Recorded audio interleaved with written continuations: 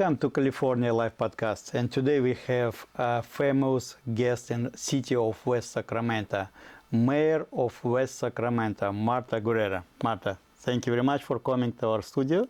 Thank you, Sergey. And thank you for opportunity to talk to our viewers.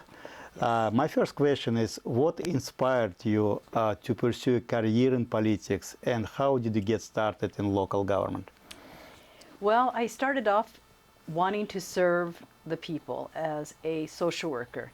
So I started off in getting my degree in social work, and from there I could see some of the disparities in the needs of the people. And so I decided to go into public policy, working for Los Angeles County Department of Mental Health, where I've noticed the lack of mental health care. Mm-hmm. And from there I shadowed the director who was fighting for funding to increase mental health services among the most vulnerable populations, where we see today people that are on the streets struggling with mental illness, not being able to access the mental health care or substance abuse treatment. And those are the needs that I felt that we needed to work on more, and I felt we could do that through changing policies, getting more funding directed towards serving those individuals. And that propelled my career to studying and getting my master's degree, meeting people who are like-minded, interested in serving individuals that need those services, and fighting to get those services covered, either through Medi-Cal or Medicare, also through other funding that we can possibly acquire. Helping children were another area that was a significant unmet need. Children who were struggling in school, who were failing, that were ending up in the juvenile justice system, and seeing how they had a hard time completing their education. So through many facets, I saw that the system was not helping our most vulnerable populations. Mm-hmm. And as a social worker, I could do it directly. I was serving individuals in their homes. And then also in my job today, working now for Los Angeles County, I do that as my full-time job. That's what I do as a legislative representative for the Los Angeles County Board of Supervisors. So that's my passion, that's what I love to do. And then I decided to run for city council because I was serving on several commissions, and I was appointed, and I was serving on those commissions, and I saw some of the gaps that we needed to fill. I see.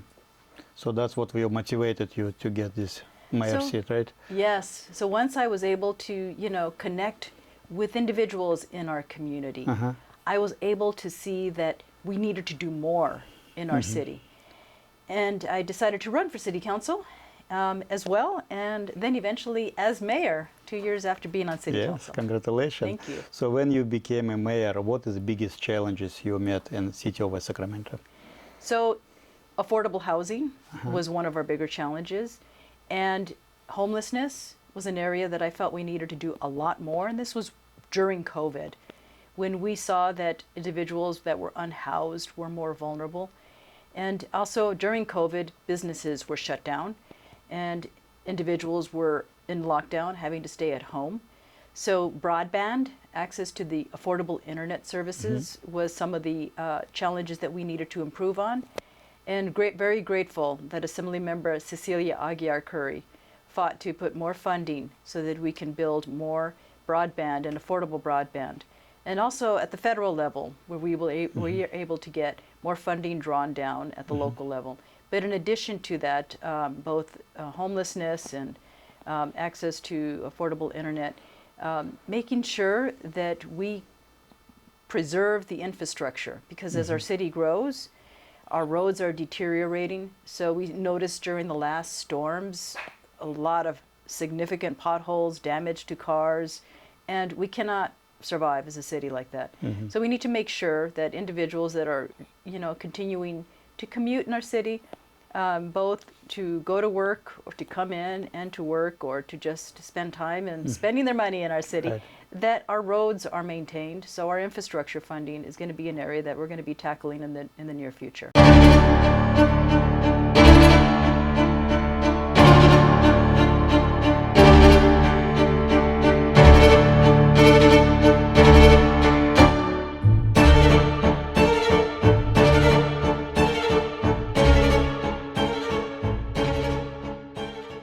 So So you mentioned homelessness and affordable housing. How Yes. you address this? How are you So planning to address this?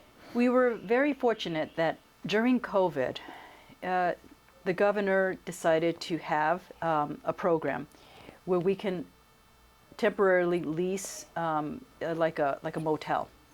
So Project Room Key started, and we have quite a few motels where we were able to lease that and then provide transitional housing, where we had about approximately 85 people who we counted during a point in time count found that they were not sheltered, and at that time we were able to shelter all of them. I see. Now, homelessness continues to grow. So during that time, what we did in the meantime, we were building a supportive housing, Mercy Housing on West Capitol Avenue with that partnership. And that partnership was able to transition most of those individuals and into that Mercy Housing program. And so we were able to open up more rooms for individuals that were still unsheltered. So the challenge is being able to find affordable housing for those Right. individuals. So people who are priced out from rent and they were having a hard time working. And we had an eviction moratorium at the time, but that sunsetted. The governor sunset that program. So you're starting to see more evictions happen because people are having a hard time being able to find a full-time job that's not taking up more than 60% of their paycheck.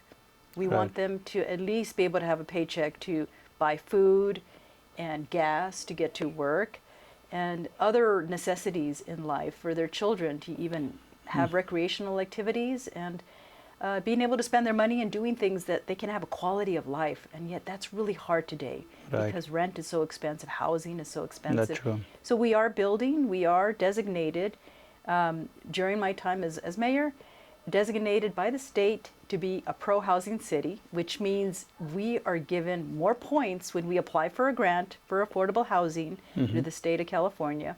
We are given more points to be able to qualify for that grant. So we are working on that as we plan on more housing, affordable housing projects, and recently being able to complete with our affordable housing program that we have, our inclusive housing program, where any developer who wants to come in, we have an inclusive housing program where 10% of the housing has to be affordable. Okay. So either they could build the affordable housing on their own site, or they can contribute to a housing trust fund. And from there, we apply for grants and build the housing. And Jamboree is our most recent groundbreaking ceremony where we're able to build another 85 units. And those will include a few supportive housing units for people who are struggling with mental illness or substance abuse. see. And they will receive the additional support in their home. It's a great project. How you will promote economic growth and job creation in West Sacramento? Well, we are working closely with Yolo County, the Workforce Investment Board, in providing training opportunities. They can learn more technical skills at home. I am working with the trades so that we can partner in getting people apprenticeship programs. I also want to expand on that so that any future projects we have, any construction projects, that they establish a workforce training agreement. So that way individuals in West Sacramento can get an entry-level job as an apprentice, learn the trade, build whatever beautiful thing we are planning on building in our city, and being able to build that with their own hands in our city. That's a project I would like to pursue. In addition to that, we have established the Enhanced Infrastructure Financing District, which we're going to expand citywide to allow for businesses and housing to be more affordable in West Sacramento. And that is through a particular program that we are uniquely in this region can accomplish. We've been very successful, which is why you see the magnificent riverfront. It is just growing. It is beautiful. With many houses, yes, with many homes, and it's going to be expanded citywide. So we're real excited about that. Great projects, yes. Yes. What do you think some of the environmental challenges you have in the city of West Sacramento? We have done an assessment in collaboration with Sacramento. Our climate action plan has identified that our biggest contributor to causing a deterioration in our climate protection has been gas emissions. So what we need to do is reduce our carbon footprint among those that are traveling in their cars. And also build incentives for individuals to get out of a gas-powered car and into an electric car. And fortunately, we received a grant, and we are building about 45 electrical vehicle fueling stations. Great. All throughout West Sacramento. And so we're going to continue to build on that project so it is more accessible, affordable, and looking at ways on finding affordable opportunities for individuals who can't buy an electric vehicle because it is expensive. It's cost prohibitive today. And making it affordable. So finding ways to do that. And partnering with entities to also get solar panels on their roofs. So that's another future program so that we can reduce the use of electricity. Right. Yes. Marta, do you have any programs that supported business development in City of West Sacramento? We do have a new program. It will be a program that will be financing, they will be financing and contributing so that we can have an investment for them. So we encourage them, we encourage the region to come in and either use our retail industry there for food also. And so as we see growth in the region for entertainment opportunities, because now we have many more attractions. Say, for example, the Ironman has now submitted to being able to be more in our region. So we're partnering with Visit Sacramento and YOLO, who is looking at expanding, getting those businesses in the marketplace so that everyone is aware where they are and people can go in and be attracted to get food in those areas, go shopping. So that's one program. And another program is for our California Hispanic Chamber has been helping individuals who want to start a business, who want to be able to get the tools they need to succeed in starting a business and financing, getting the financing that they need to start their business. And California Hispanic Chamber has been very good at providing that training opportunity. Yeah. By the way, California Hispanic Chamber of Commerce and City of West Sacramento will be joining our Multicultural Business Career Expo on September 6th. What departments do you think from City of West Sacramento will be beneficial at this event? That's a great question because West Sacramento is very interested in hiring more police officers. And we are in the market, in moving forward to try to get more police officers hired. So if we can get a partnership with you to bring in more police officers in West Sacramento, that would be incredible for us. We would love to help you, and we will bring thousands of people who are looking for employment opportunities. Yes. So please, viewers, join us for our event, and please contact with Mayor of the City of Sacramento regarding any issues in City of West Sacramento. Thank you, Marta, for your time, I appreciate and see you in next episode.